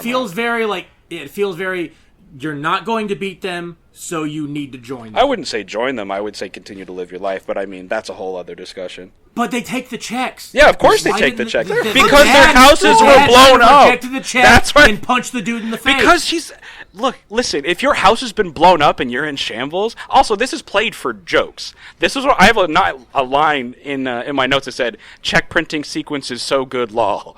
Like, of course they're taking these checks because, A, it's still a kid's movie, and this is a bit. But B, it's like, if your house is demolished, are you going to have so much pride that you're going to be like, no, sir, I'm going to take my failing toy store and I'm going to build from the ashes? Yeah. But you're totally right, and I guess that's like I do another thing that upsets me. Exactly. That you would have to take the check. Exactly. It's the thing I love about the ending so much because so many of these movies would be that like moral high ground of not taking it. I like that nobody falls for it. There is nobody standing up and punching Dennis Miller, which just does represent unbridled capitalism in its form. He's not it just shows the American way. He doesn't have like Dennis Leary, though. It would be funny if Dennis Miller had shown up. Oh, what about that there? Hey, we're gonna get the Gorgonite stuff out of this. Oh man, him and Norm Macdonald as two of the Gorgonites. Also, Phil Hartman when he looks at the check and says, "Oh, that will do it." That was really funny. Yeah, no, they're just completely like, "Yep," and that's what I mean. And like how gleefully they accept it, not even thinking about the fact that this Phil man Hartman, just puts them through it. All of them accept it with a smile on their goddamn face. But that's the thing; they're all victim to it because they all take it like gleefully. It's the Witwicky dad taking the check gleefully. Dude, they're talking about him committing insurance fraud. They don't even. Yeah. Like he doesn't have to do that now. He's fine. Everyone's fine. See, that's what I mean. Like everyone that's except for the rebels in South America are fine. No, they're gonna have a great time. It's kind of like the new Star Wars movies, where like sir. They just show you that their hope is meaningless. There is no hope. Nothing's ever going to get better. Nothing's going to change. This movie made me feel really like bad. This is gonna sound really grim too.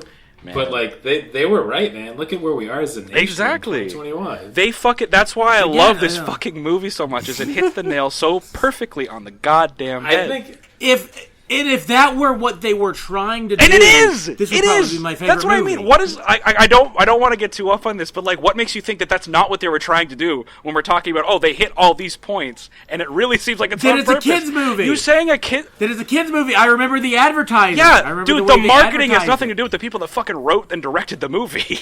It's part of the movie, though. Man. I don't think you can. It's about consumerism. It's divorce about the advertising from the movie itself. I feel like I gotta lean that they were going for the message because like Joe Dante, I think is a pretty competent director, and he knew what he was doing. Like, I mean, I think because the movie is a kids movie. I think the parts of the movie that I liked were Joe Dante, but then I think the parts that make me hate everything and everyone were DreamWorks. No. Anyway, I digress. We can agree to disagree. I think even better. We gotta get into the reviews. I feel like we gotta go to the review section after all this. We've hit all the notes. We've had the discussions. I think this is gonna be really interesting to see how it plays out. I'm gonna give this. I'm gonna go with a 1 out of 10. Wendy dolls turned into sex commandos. I'm gonna give this film a 7 out of Wendy dolls turned into sex commandos. You're goddamn right, you are. because it's not my favorite. It's not terrible. It's got some really weird hiccups here and there, but it's such a strange, bizarre film that like has almost like a pointless feel to it, but at the same time in a meaningful pointlessness way. It's a real mystery. I feel like you just have to watch it to experience it. So that's why I'm going to bump it a little above like a regular and put it into the area of good. And also, once again, that Nine Inch Nails joke made me laugh really hard. So that's my rating on it. Okay, I will... Oh, God, this is so hard. I will give it a 2 out of 10. Damn, dude. Damn. Because the movie made me feel something, so it's 2 out of 10. I don't blame anyone who was involved with making the movie. It's just, and also like pre 9/11, maybe all this stuff wouldn't be on my mind as much. Fair enough. But it reminds me how horrible everything is and how fucked we are. This movie takes on like it becomes a whole different creature after 9/11, and that's not a joke. Yeah, totally. This movie gave me existential dread. Yeah, that's so awesome. That's so awesome to hear, though. Yeah. That a movie about little great about my favorite movie. My favorite movie is Solo. Have you ever seen, what the fuck, bro? I ain't listening to a goddamn thing you gotta say after that. Whoa. Yeah, but like that, like movies where like it's designed to give you existential dread, I'm great with. But I think this was designed to be a fun like Gremlins ripoff with action figures. I do want to say this too, Slime. If you get a chance, go back and listen to our Solo episode too, because it is a roller coaster. Wait, how did you? I'll listen solely so I can see how you justified Solo as a fucking kaiju movie. Yeah, trust me, we'll get it in there. Yeah. Oh, humanity is a kaiju. Spoilers. Okay, well now I don't have to listen to it. He told me what I wanted to know. He fell for it. But it is, we're like, it's not the movie's fault. I think Joe Dante's a great film director, and there are parts where, like, I see the movie that should have been made, and I think a lot of it is, like, DreamWorks was a new studio at the time. This is pre-Shrek. Pre-Shrek, pre-9/11 world. Yeah, yeah. Did Shrek cause 9/11? No, yeah, absolutely. No, he didn't. Shrek was a direct response to 9/11 to save us. All right. But I will say, talking with you guys about this movie makes me feel less horrible about the fate of the world. I'm very glad. There are good people in it. Thank you. I'm glad we could do that. Yeah. But yeah, fuck it. Bump it up. I'll give it 3. I will take yeah. that. I'm glad you have conceded that. I think. Well, now I want to bump it back. Okay. We gotta go to Slime's rating right after that, man. I gotta hear this. Oh, fucking! So it's a dinger, dude. They ripped the goddamn binger on this one. It's as high as it goes for me. I've reviewed this on Letterboxd like 3 times every time I've watched it, and it's just 10 out of 10 every time. Obviously, like it has its faults. But as far as I'm concerned, like, they're just little things. Like, they're not massive plot holes. There's some stuff that's, like, pretty out of date for me. But it's, I mean, just, like, the whole conversation, like, I've been giving, like, tidbits of, like, my review throughout. But, like, I don't know, the back and forth I had with Luke there, you know, talking about, like, the mission statement of the Gorgonites. Like, I just love it. It just encapsulates everything that I would want out of this kind of a movie because it works on 2 different levels for me. And I don't mean to sound too, like, grabbing for straws YouTube essayist like about it, but it's just Small Soldiers iceberg theory. After this I'd throw up like a 45-minute video when it's just like the sharp critique of capitalism of small soldiers. That's just, but yeah, no, I just fucking love this movie, dude. There's a lot to it. There's a lot of meat on the bone. You can go back to it and you can still notice shit every time. Hell yeah. Yeah. I do want to add one more thing that like this is the only this is the biggest critique I have of the movie itself, not the world at large. I wanted there to be more practical effects. A lot of them were practical. There were a good amount of practical effects. There were a lot, but I thought there were going to be more. I get that's fair. Where like there were 3D. I get what Luke's saying because there are definitely a few scenes where like they had a budget and they're like, we just got this newfangled CGI we got to bust out. So I get that. That's fair. If this movie had been made like maybe even 5 years earlier, I say it would have been a lot heavier on practical. Oh, definitely. Yeah. Oh yeah, totally. Stan Winston was the guy. Like. Oh yeah. We didn't even. As long as we're talking about staff, Jerry Goldsmith did the music for this, which is just like one like little notch in his echelon. But yeah. Yeah. But yeah, that leaves us with Martin for the final review. I got to give this movie a solid 8 just horrifically ruin Gwendy dolls out of 10. I loved this film as a child, and I don't like it as much now, but like it's a fucking fun ride, and it's definitely worth checking out if you haven't seen it before, for all of the reasons we've given, and just for how buck wild certain scenes get.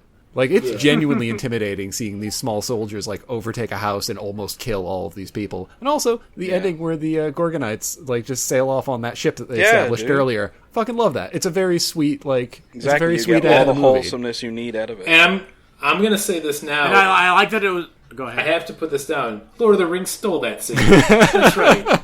I'm depositing. Straight, bro. In all honesty, that's not out of the question, because Peter Jackson did lift like a ton of like shots and just ideas from other movies at the time. And he's a huge nerd too. Oh fuck yeah!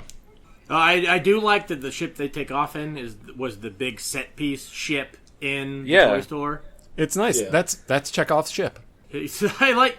There's also this backtracking, but like after the elite commandos wreck the shop and Kirsten Dunst and Sam Witwicky rebuild everything, he sees a few things are still broken, and then he goes to the ship and like, oh, what's up with this? And he like pulls on like the main staff, whatever, like the sail, main sail, and like he pulls on it hard enough to break it, and like, oh, why'd that happen? Like, oh, because you just fucking broke it. Yeah. Like, you pull on something hard enough. Yeah, especially if it's like an old goddamn wooden ship. Luke, I think you just fucking broke this whole movie open. That kid doesn't have a behavioral problem. His dad just fucking blames him for everything. Oh, absolutely. 100%. Yeah. I mean, it really does seem to be like... Sam Witwicky, as much as I keep calling him Sam Witwicky, he seems like he's a good kid. He's a good kid who like has a good head on his shoulders. Yeah, it's just Bart Simpson. And could like be... Yeah, it's probably like a counterculture dude now. So I'm gonna, since we really got into discussion, I'm gonna get into stupid games. Quit playing stupid games. And I think I'm gonna get it down to one game this time, but I'm really excited for this because we gotta do who the fuck is Ron Canada here. Ron Canada, you were the judge in Ted 2. We love you, and we hope our guest will too. And I got, listen, today I think is a primo one. I think this is a really good one. So, like, as you know, listeners at home, I think Slime's pretty aware, but we love Ron Canada. That's the main mission statement of this podcast, is to get everyone to love Ron Canada just a little bit more, because he deserves it. The God legend. Bless that man. Love him. Absolute legend. Over 200 roles, working actor. He's a man who works. Yeah. It's in 1998, he wasn't in Small Soldiers, but he was getting around, up to no good, getting involved in the Marvel neighborhood. What's this? In 98, they were still doing a lot of like the Marvel movie knockoffs so that they could keep copyrights. Yeah, like the Corman Captain America and all that shit. Mm-hmm. I think I already know what the answer is. Yeah. Oh wow. Oh wait. So this is probably a different. Okay, so there's 2 degrees. There's 2 ways you can get to Ron Canada here. Yeah. There's a few, but here's the thing. In 1998, he was starring in one of these Marvel franchise grabbers. So I'm going to give you 3 movie options, and he was in one of them. Nick Fury. God fucking damn it. Wait a second, Luke. Luke, do you hate our show? I put so much time into this. I had a whole write-up. Just did. I was going to give you the options of Fantastic Four, Nick Fury, or The Incredible Hulk Returns. I knew that right away. Okay, I'm going to explain this whole thing now that we got the Nick Fury answer. I'm sorry. I feel like an asshole now. It's okay. We get to keep it on the mic anyways and put it on the episode. It was pretty funny. But, like, I thought for sure, like, Luke knows his stuff, so I'm going to say The Incredible Hulk Returns. He'd be like, no, that was late 80s. But I was like, maybe Fantastic Four will get him, because everybody forgets about that one when it came out. But, man, I didn't realize that you knew right away it was going to be Nick Fury from 1998. Bingo. Well, I knew that would be, because that's the most obscure, with David Hasselhoff. Yeah, David Hasselhoff as Nick Fury. And I've seen those other ones, and I know he's not in them. Man. So... Why don't you a smart little cookie? Yeah, it's no neurodivergent. So you really are. Yeah, you are a smart little cookie. So the winner of this who the fuck is Ron Canada is neurodivergency. Wait, no, I gotta. Okay, can I? So remind me specifically again. So the Ron Canada game works like you get to the degrees of separation, you get to the last one, and then you split it 3 ways. I haven't gone that hardcore with it yet, so I usually just give a selection of movies he might have been in, or if I get really. That is something we should think about. Can I throw my hat in the ring for that right now? Yeah, I'm absolutely on board for that. Another fun one is I've also made up films that he might have been in. That one's always fun to do, and then also like giving a selection of like what company was this film with that he did at this time. Yeah, like who produced it and shit. Yeah. Okay, so. As I was watching this, like to rewatch all this stuff, I think I was talking about it to Brandon not long ago, but I figured out the Ron Canada degrees as I was watching it. So, Robert Picardo is in this movie. He has also been in a lot of televised sci-fi stuff. He guest starred on a series that also featured Ron Canada, which is like a serialized sci-fi show. So, was it Star Trek Enterprise, The Orville, or Battlestar Galactica? Shit, this is a good one. Because I want to go... I think I know the answer, and I'm going to go with this, but I'll let you all answer first. I think Luke also has to answer before Martin, because I think Luke might know, too. Let me answer first, because I know the least. I honestly do not. I am the Robert least. Picardo and Ron Canada were both in it at the same time. Okay, I'm going to... I think I know it. I want to say Battlestar Galactica. Loser! Okay, you kind of gave it away. I'm gonna say the Orville. No, you got it wrong too. I know it's got to be the Enterprise because he. Wrong, dumbass. It's not Enterprise. Yeah, no, it's the Orville. Luke got it. Fuck. Dude. Yeah. That's really sneaky. No, right. That's really sneaky of you. Jonathan Frakes is the person who appears in the Enterprise in the last episode. Yeah. But I know. He reprised his role as the hologram doctor as the actual real flesh and blood doctor in Enterprise that they based it on. No, that's Deep Space Nine. Shit, you're right. Yeah. Okay. Bingo. Yeah, dude. Fucking Ron Canada, like on the Orville, Ron Canada was one of the... It's the episode Dr. Bashir, I presume. Yes, yeah, that's the one where he like... find out that Dr. Bashir was... He was like, he used to be an R-word, and then he went to a planet and he became not. And then also, I just love the fact that like he was definitely the best part in Voyager, I think by far. Also, like the Orville is like Seth MacFarlane's love letter to space opera. To Star Trek specifically. So he would have and like the Twilight Zone a little Star bit. Trek specifically, but also like I think like because Ron Canada, he appeared in a bunch of Star Treks, but he was also in Babylon 5. Like he appeared Babylon 5. Sorry, I guess it like that. The Orville's actually fantastic, but that's not a conversation for right now. I like the Orville. I wish Seth MacFarlane hadn't cast himself. Oh, of course he did. He had to, man. Because he in front of the camera, he has very little charisma. Oh, I thought he was full of it.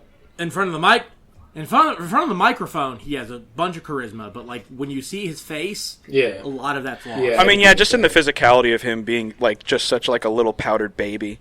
Yeah. But I don't know, like in terms of like how he carries himself, his mannerisms, is like how he projects. I think he worked in that show, but I agree that it's like it wouldn't be like his, self-indulgent Star Trek fantasy if he wasn't the main character.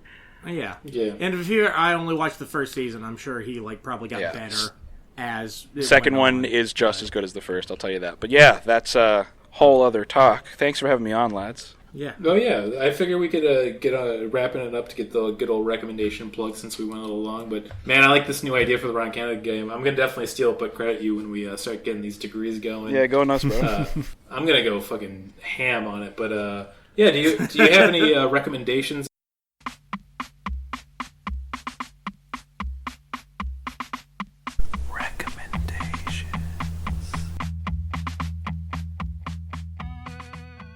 Do you want to throw out there any plugs, Slime? I'll give it to you first. I'll plug that I got a record that came out a little while ago, Garbage Man's Curse, first full length in a long time that I've been very happy with. I sell T-shirts. I made the... Highly recommend. Love those shirts. They made the Final Fantasy 9/11 shirt that was a big deal apparently for 2 weeks, and I don't know. I made off good with it. But I'm ordering one as soon as I get paid again.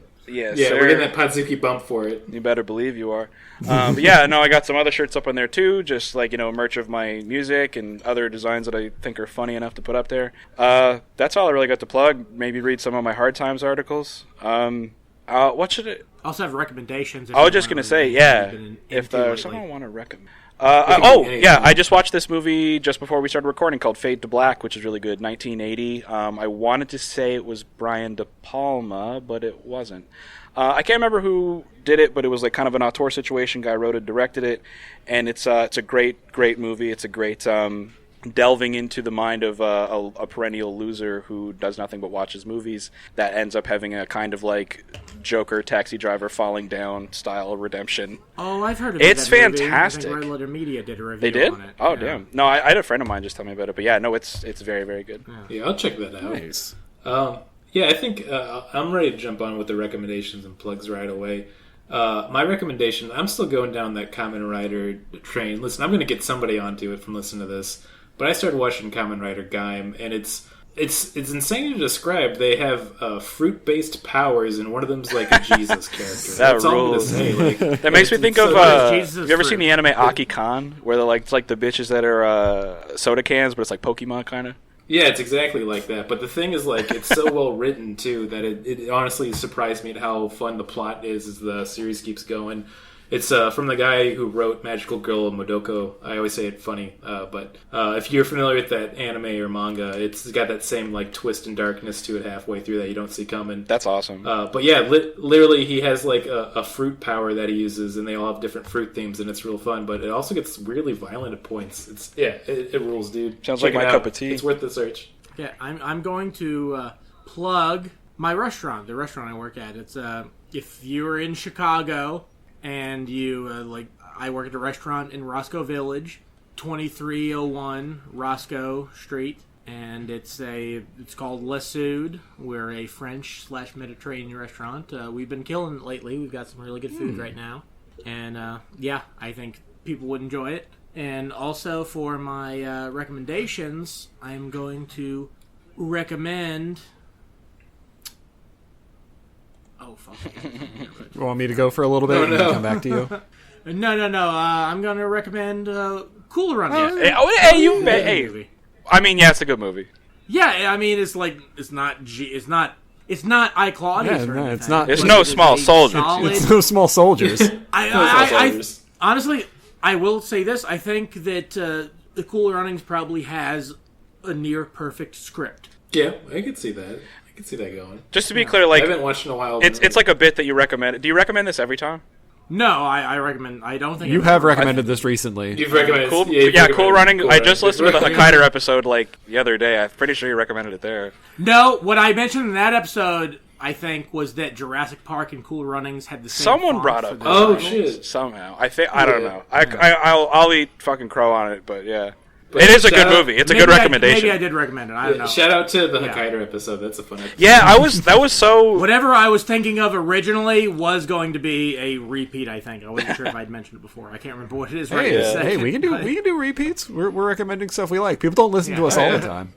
They should. I want to recommend go fucking watch Beavis and Butthead Do America. That movie fucking rips. Oh, hell yeah, bro. Oh, yeah, totally. And follow me on Instagram at Weird Thrift Shop Finds so you can see all the weird things I find in thrift shops.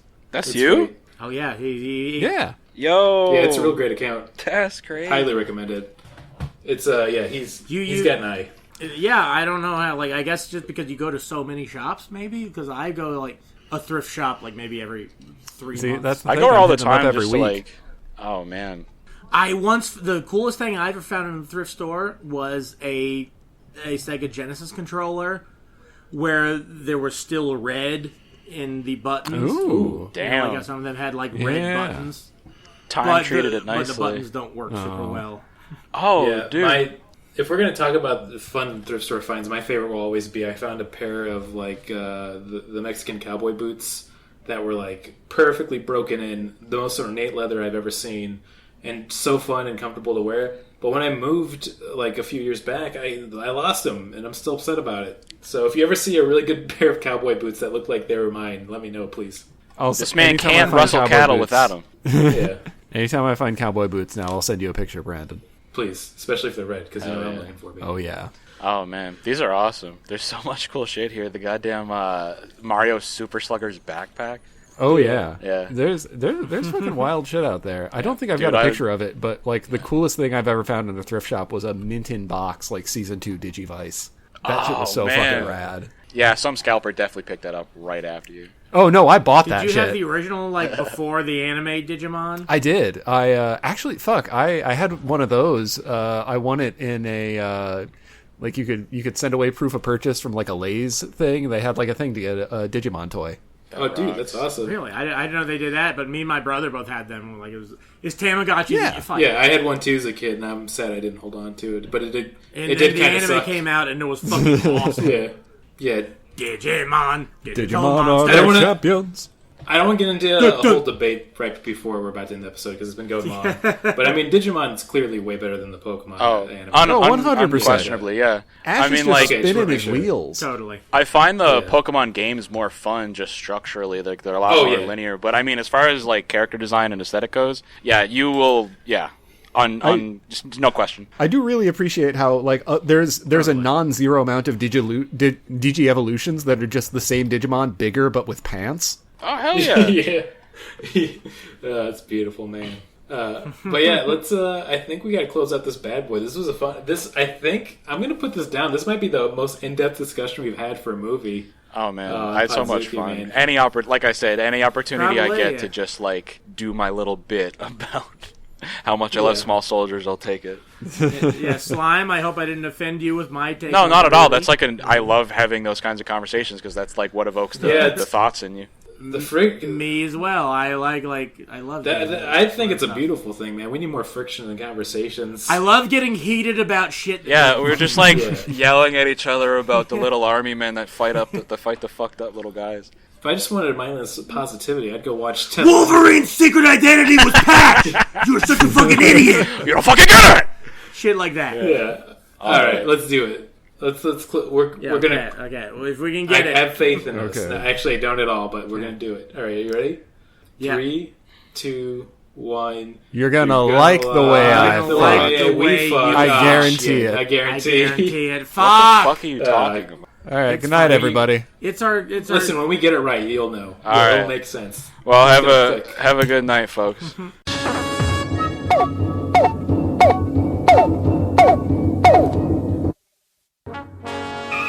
We regret that you have not yet complied with our order. This show has been brought to you by Machine Culture.